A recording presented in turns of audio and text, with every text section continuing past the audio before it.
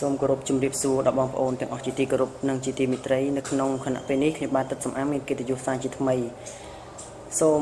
ច្រៀងជូននៅចម្រៀងមួយបទក្រោមចំណងជើងថាទឹកភ្នែកអូនបទនេះផងដែរខ្ញុំបាទសូមផ្ញើជូនដល់បងប្អូនជនរួមជាតិខ្មែរដែលរស់នៅក្នុងនិងក្រៅប្រទេសទាំងអស់ហើយជាពិសេសគឺមិត្តនៅក្នុង Facebook ហើយនិងមិត្តសម្លាញ់ធំផងដែរហើយបទនេះខ្ញុំបាទពេលច្រៀងទៅបើសិនបើមានកិច្ចការខុសកន្លែងណាមួយក៏សូមអធិស្ឋានឲ្យខ្ញុំបាទផងហើយសូមផ្ដល់នៅមតិរិះគន់ដើម្បីឲ្យលោកខ្ញុំបានស្ថាបនាបានល្អផងសូមអរគុណ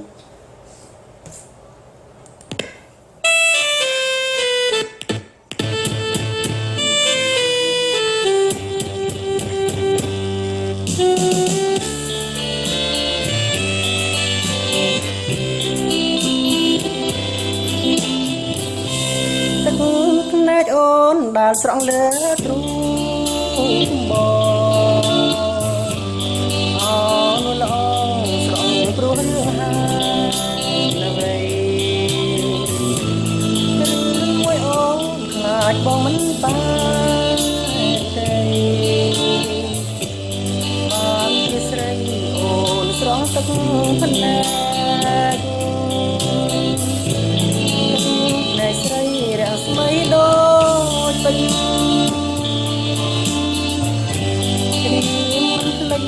ចាំរាល់ថ្ងៃស្អាត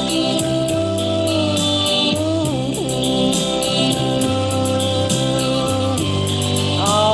ទឹកភ្នែកស្នេហា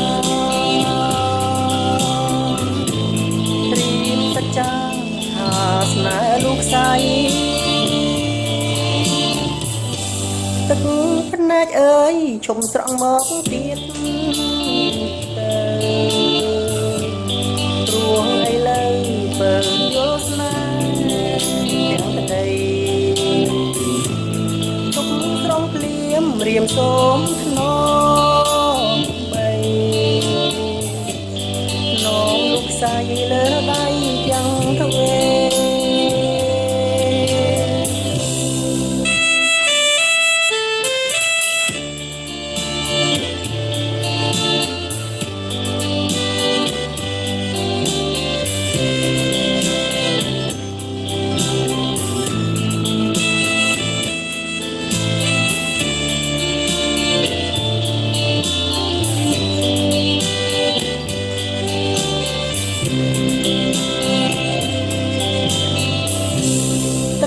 ភ្នែកអូនដែលស្រង់លើទ្រូង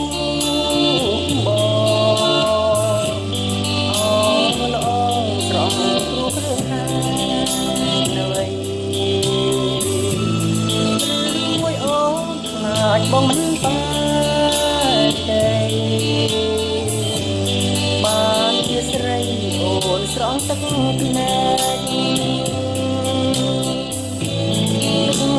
ស្រីរាស្មីដូចពេជ្ររីមិនភ្លេចចាំរាល់ថ្ងៃស្អាត